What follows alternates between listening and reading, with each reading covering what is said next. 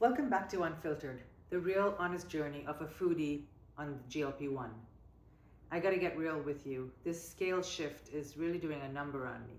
I'm getting better. I'm definitely getting better. I'm not freaking out as much as I was in the earlier weeks. And if you're just joining me, then welcome. Thank you for being here. Normally this channel is about food and travel reviews, but I have for the last 5 weeks been documenting my foodie adventures on a GLP-1 journey, and that's been kind of interesting.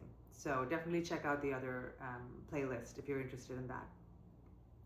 So the scale was down to 134 pounds, which was a major win for me because I haven't seen that number in a very long time. And then of course up again to 137. I belong to a gym, and just before I started the GLP journey, I had done an InBody scan. It's just something that the gym offers where you stand. It's kind of like a scale, but it's got pulse points, and they make you kind of stand with your arms away from your body and they're holding onto these pulse points. And it gives you a more dynamic reading of your body fat and water weight and lean muscle mass and body composition and all of those things. And I had taken one right before I started this GLP journey 6 weeks ago. And I decided to do one this morning when I went to work out. And that I'm gonna drop the side-by-side comparison between the two that is quite remarkable. So the scale is telling me a different story, but the InBody scan has given me a lot of hope. And it's showing that obviously this is normal. What I'm learning, of course, is that weight is not an upward progression or a downward progression. It's not linear. It's going to be more like this, right? Like hormones, water weight, water retention, sodium intake, all of those things affect our weight. So I think once and for all, after I got that InBody scan today, I can put my mind at rest, forget the number on the scale. It's about how my clothes are fitting, and they are fitting better. I am definitely beginning to feel the difference. And so the body is changing, that's for sure. I started, according to the InBody scan, I started at 146 pounds. And I weighed in this morning at 137 pounds. That's 9 pounds in 5 weeks. And that is quite remarkable. So the mind does crazy things when you just see a couple of numbers down and a couple of numbers up. And yes, I am that crazy person who weighs herself every single morning. And so the other thing that was huge for me is that there is a 6.6 pound body fat loss. That's epic. So my body fat is now like 23%. I started at 26%, but it's showing 6.3 pounds down in body fat, which is like 69% of my weight loss coming from fat, which is really the thing, right? So the fat, the visceral fat that sticks around the middle for most of us, that's the thing that I have been having the hardest time tackling. So obviously this is working. So the scale can lie to you, but the fat and the InBody composition is showing a very different thing. This is my first full week on the 5 milligram dose, and I was kind of worried again whether I was going to have any side effects or things like that, and I didn't. I actually I feel very grateful, and I feel very lucky. I haven't had any change in my palate or I didn't have any digestive distress. I did see a dip in energy for sure because I found it harder to do my normal workouts at the gym. And so I was kind of worrying about that. This was prior to my 5 milligram increase. But this week, that was during this week, early part of the week, I saw a dip in energy and I was having a hard time keeping up with the spin instructor on my regular Sunday ride.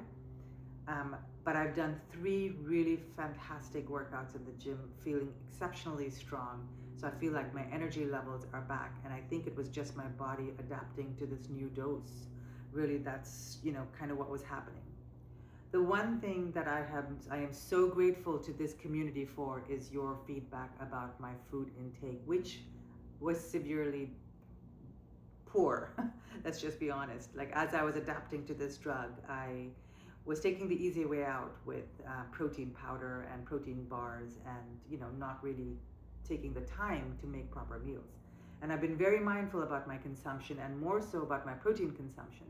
So when I do a heavy workout like I did this morning, I definitely do a protein shake, and that's 20 grams of pure vegan protein. I'm not going to plug any particular product here, but if you're interested, then please let me know, and I'll drop a comment below to let you know my favorite protein powder. It's vegan, it's clean, I can trust it. I've been using the same brand for over a decade now, and they have a very very high standard in terms of the quality of ingredients that they use, but also about the quality of the kind of ingredients that they don't use. But I digress. So I had protein. So I've been making sure to have protein with every meal. I had a shake this morning, and then I had some eggs for like a quick brunch thereafter, and then I had some chicken breast at lunch, and I will make sure that there is some kind of protein, either salmon or tofu, in my dinner tonight. So that, I think, is also contributing to my energy uptake, or my increased energy for sure, because I'm fueling my workouts properly, obviously. But the biggest gain and the biggest win for this week, I have to say, is the behavioral shift that I experienced just yesterday.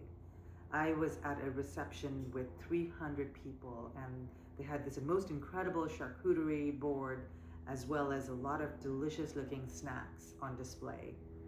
And normally, even though I don't overeat at the party table anymore, I think I shared with you last week my biggest weakness used to be gorging myself at the party table. I don't do that anymore, and I haven't done that for a very long time, but I still would eat a lot of snacks. I would make a beeline for food. Like that. I love food. I love taking pictures of food. So I would just go and get pictures of the display, and then I would get some food, obviously. And I didn't. I didn't not because I had to use willpower not to, but I didn't because I just didn't want to. And that was such a huge shift for me. And I'm so pleased about this, because it was sort of a decision. It was my choice. It was not deprivation or willpower. I knew I was going to go home for dinner. I knew my husband was cooking us a delicious dinner. So I didn't want to eat. I didn't want to spoil my appetite. I know that I have noticed that I eat smaller portions, and we covered that as well. But I didn't want to spoil my appetite. So I stayed away from the snack table, and I'm very, very, very grateful for that.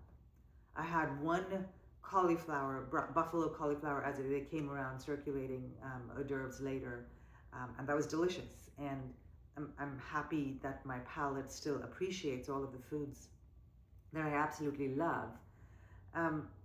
So this has been huge for me. And it's particularly big because I document food experiences around the globe. Like, I love food. I love eating. I love talking about food. We've covered this.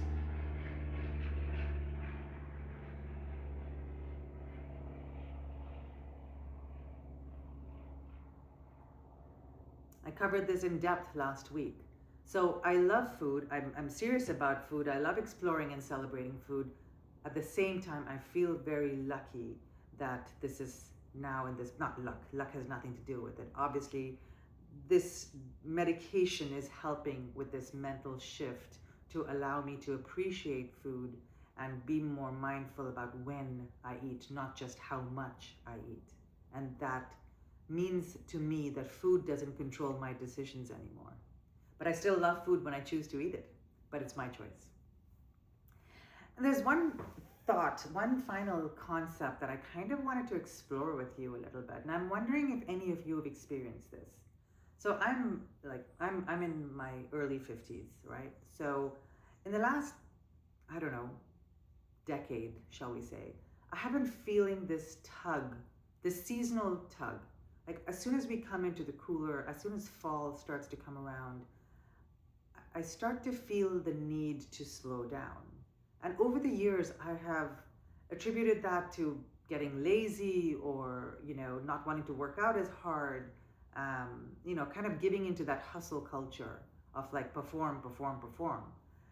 But now I'm sort of wondering that, nature slows down, animals go into hibernation, but we as human beings just go all year round with no regard to the cycles and the rhythm of nature. And so I'm wondering if this dip in energy was sort of my body's way of saying, maybe go work out, but maybe not as hard. Maybe you don't need to work out as hard. Like, what would it be like to just go for a walk, go for a brisk walk? Definitely get your heart rate up, but what would it be like not to lift or not to, just like be like all out burning intense calories? So I'm still figuring this out. I haven't sort of landed anywhere, but if you have any thoughts or insights in this, or if you have your own experiences around fall, and certainly right here in Southern California with the weather being what it is, I mean, it's 80 degrees out, so you can't really call it fall weather either. So maybe that's a part of this seasonal malfunction for us here, for me here in California. But I'm wondering if you're in California, in Southern California in particular, where we have 300 days of sunshine a year, I'm wondering if you have experienced what I'm talking about. I don't know if it's something about getting a little bit older. I don't like to consider myself old, but I'm just wondering, like I'm just curious about this. I am being mindful about the protein intake because I lost a little bit of muscle mass, like about 1.5 pounds of muscle mass. So it's not huge, it's about 17% of the weight loss. But I still want to be conscious of this because we do know that this is one of the side effects of this drug, that you can lose muscle mass. So being really mindful of that, trying to listen to what the body is saying. Bottom line is that the scale, I'm going to ignore the scale. I'm not going to be talking about the scale unless I hit my number, which again, I realize that this is counter because it's just a number. I'm feeling great. I have great energy. I like the way I'm looking in my clothes. I'm not all the way there yet, but I'm definitely feeling a lot better about how I look in a lot of my clothes. So this is my unfiltered reality. Not every week is going to be a straight line, and that's the unfiltered truth this week. I thank you so very much for watching with me. And if this resonates with you, I hope you will subscribe. In the other playlists that I have, I'm starting to build up a lot more food and travel content over there, so I hope you'll join and subscribe to the Gallivanting Gastronome. And I look forward to seeing you next week.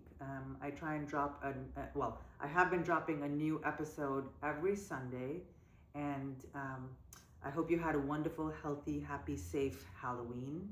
I would love to hear from you if you've had weight fluctuations or body composition changes on this, and how you dealt with the mind chatter of like, oh, but the scale's not telling you what you want to see. So how do you deal with that? Drop a line below. Send me a comment. I would love it if you would like this. If you like it, then please like it. And I hope to see you again next week. See you next Sunday.